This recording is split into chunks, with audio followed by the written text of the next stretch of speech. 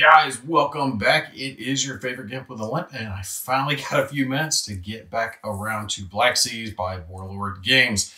Sorry, I know my videos have started getting a little less frequent. It's because we're coming down on crunch time. Baby's coming very soon, and my time is getting very limited.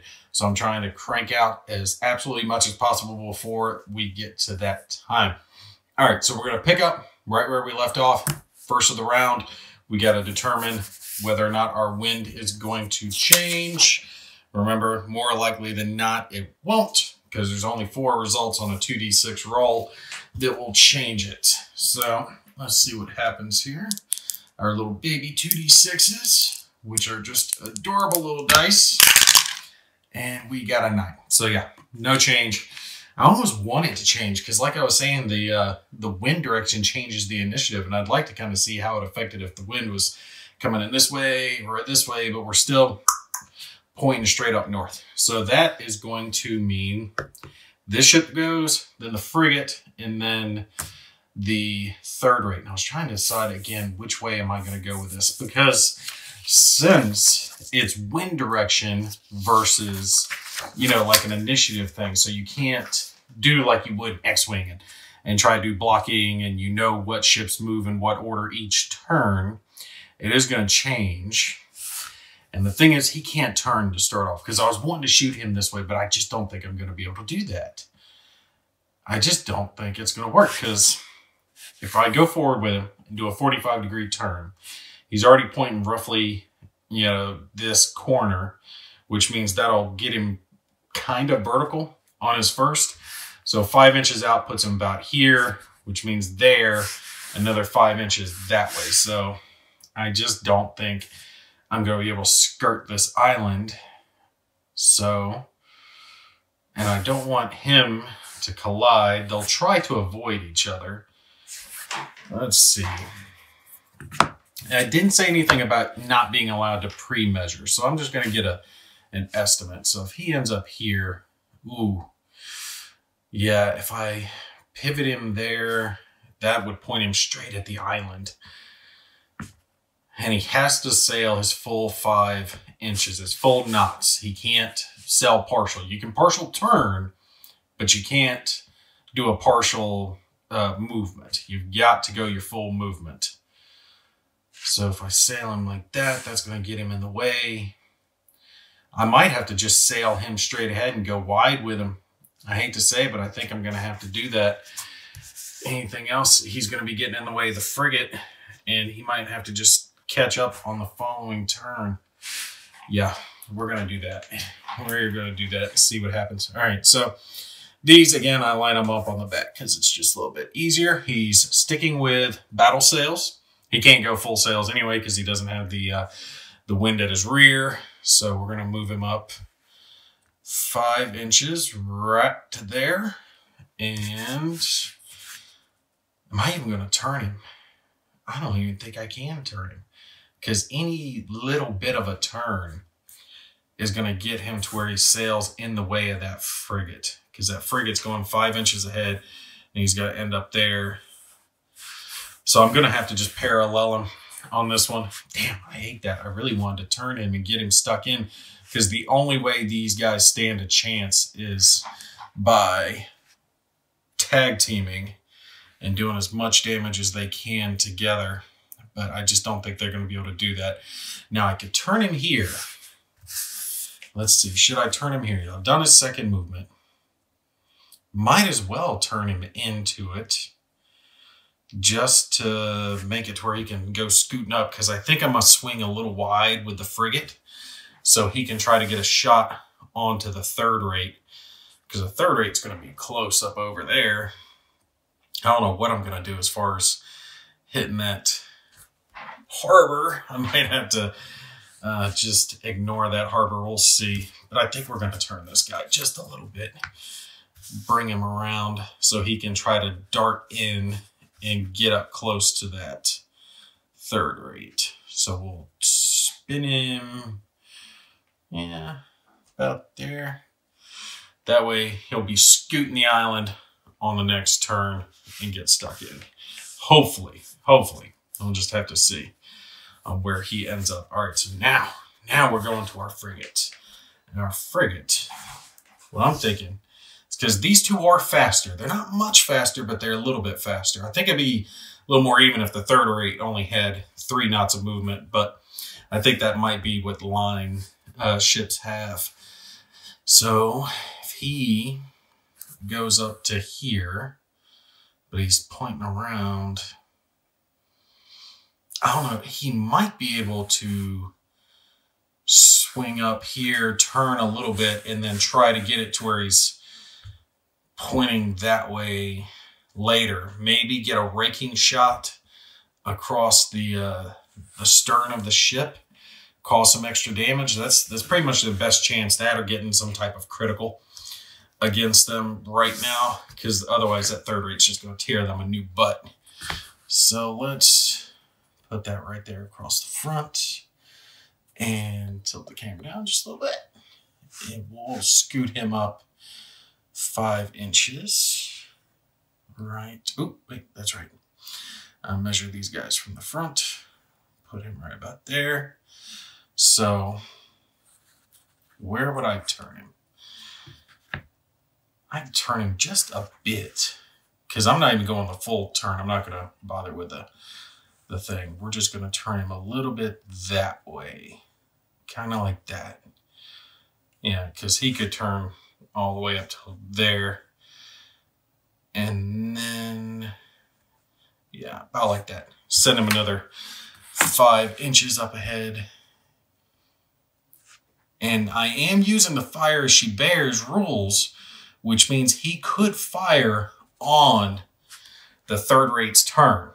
But the thing of it is, if he does, then he loses the ability to fire on his next turn from that side. So you would mark it, they say mark it with black cotton balls. I would have to figure out some other way to mark it. But you would mark it with black, and then on his actual next round, you would mark it with the white, and then go back. So you lose basically a round by firing out a turn like that. So bring him up as such. So yeah, he gets to about there. Still a battle sails, and unfortunately he does not have a line of sight. I don't believe with any gun. Maybe give him a front shot. See, if we put that at the front, we're looking down. Yeah, I think we're going to be able to give him a front shot, because if we mark it like that, it goes right across the tail end of that third rate. So we'll give him a front shot. Just a little poof. He's firing off his little light cannon, trying to cause a little damage if he can, probably hoping for a critical. So we'll have him fire his front, and then depending on where the third rate goes on his next turn, I might give him a fire as she bears with a broadside, because that broadside would extend out like this, right, coming from the side of him. And if he sails into it, then he could fire. But that's probably going to be his best chance for getting an actual broadside onto the third rate, and they need it. All right, so firing his little baby light cannon that he's got there at the front. Light cannon, again, range of 14, easily within range. That's well under 10. So he only gets to roll 1. He does get the +1 for large. Target vessel did not sail more than 10 in its previous round. And it's the first gun position fired. Not in point blank. Rank doesn't matter. Shooting vessel is not anchored or at full sails. It's not partially visible or obscured. Not aiming high. And it's not firing as she bears. So, yeah, it looks like he's going to hit on a 6 or under, so he's actually doing pretty good. All right, cool. Good to him. All right, let's roll for him, see what he's going to get. He's hoping for that 1. They need a critical. They need the criticals, because these light cannons don't do shit. Oh, and he misses. So horrible. Oh, poor little guy. Got his little puff. Didn't do anything. And they don't. I was forgetting about him, but he doesn't have a front cannon. Anyway, just a couple of side cannons. So that's not going to matter for him. And now we start here. And I can't remember if you can fire from the start of your turn or not. I need to check that, because if he can, he is in a perfect spot to fire onto the frigate. Let me eyeball that. No, it is at the end of each move. So technically I could shoot, since I am using the fire as she bears rules, I could shoot from here, but I would be incurring that -2 penalty to hit. So that's the question. Do I want to incur that penalty or not? Because I get to fire my full broadside, but I've got to go 4 inches ahead, right? Which is going to bring him roughly to there. And then turn. I think I can turn him enough. Because, yeah, that will be about like that. Bring it up and then turn him facing this way. I still think he'll be able to get a broadside off onto him without having to incur that penalty. Because if I was within 3 inches here, I would take the chance because I would get the bonus and I would get the bonus damage. But I am definitely not within 3 inches. Yeah, 4 inches away. I mean, if we're going to the front, the bowsprit, as someone was nice enough to put on there for me because I didn't know what the hell that little damn thing was called. But I am not within range. So it would be advantageous if I were here, if I were that close, I would do it to shoot here for the extra, the bonus, the double damage. But since we're not, we're going to move up instead, get that lined up straight. I'm having to look between the camera and the ship to make sure I'm lined up straight. All right, so let's bring it up 4 inches. Yes, 4 inches. Yes, 4 inches. Onto this. And then we're going to turn him. And he's still at battle sails, so he's going to have to move again. But I'm probably going to fire here and then turn him or go after him on the next one. All right, so this is going to be close. I do not want to hit that island. I don't think I can turn all the way. Yeah, because I got a little bit of movement left, but I'm have to make sure I don't hit that island. But it doesn't matter. I got him in the sides anyway. So, perfect. And we're going to fire here, and then I will continue and move another 4 inches, which is going to put the island in his blocking path. This is just good. I mean, the way this started out, it has just worked out so advantageously for this third rate coming in the way he did, and he's been able to get his shots off just pretty much the whole damn game.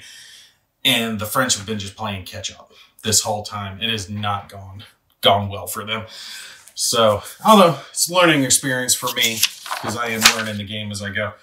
Sir, he has 3 heavy, 2 light, and 2 carronade, definitely within range. Sir, we've got the 2 black, the 2 red, and the 3 white. And I'm not getting the small penalty for a change, which is nice. The frigate. Frigate is medium.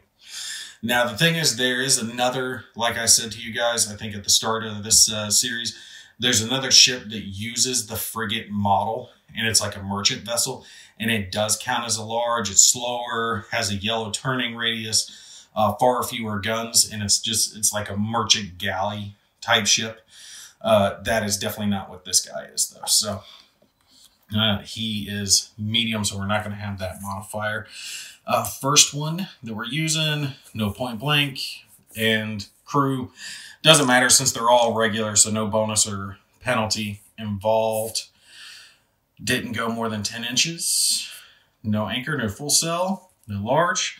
So it looks like I'm just looking for 5s or unders. I could aim high, but I don't think I'm going to do that.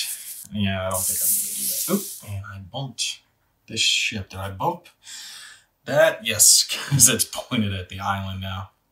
Oops, we'll pull this back around like that. Okay, so let's roll our die and see what we're going to get here. We just need flat out 5s to hit. Come here, you little stinker. Let's hope for the blacks and the whites to hit really well on this, because we need to bust that frigate up. Okay, we got some hits. We got some hits. Oh, but our carronades missed. They were the ones I definitely wanted to hit because they were the big boys. All right. That's not too bad. Damn you, carronades.